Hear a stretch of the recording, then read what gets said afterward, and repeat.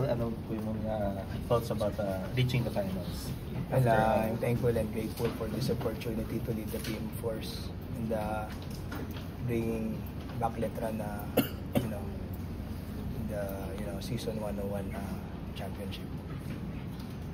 Coach, since the last two games of the elimination round, meron po kayong 2-game winning streak, and then ngayon sa playoffs, meron po kayong 4-game.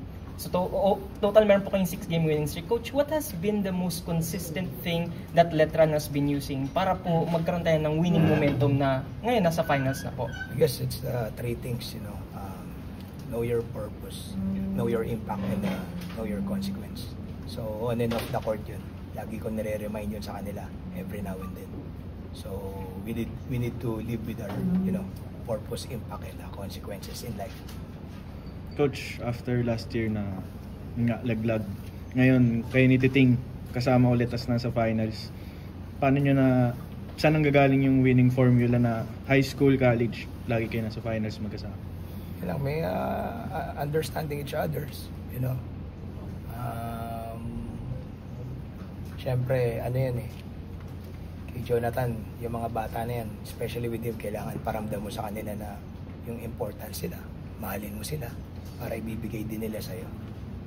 Coach, ang dami nangyari bago makapunta sa finals. Nagpagupit kayo nagpakalbo kayo, yung players nyo nag-away, labas ng kapatid. Ano yung parang pinaka naging formula na finally after since season 98, makatapak na kayo, tsaka matigil na yung kupas na yung Letran na narrative? Because for our team, surrendering their ego to the team.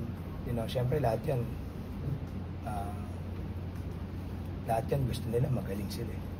So, siyempre, sumunod muna kayo sa akin, surrender nyo muna yung sarili nyo doon sa ginagawa. Actually, hindi naman sa akin, din na sa pinagagawa ko. And I'm good with that. So, nararamdaman nila if effective yun or not.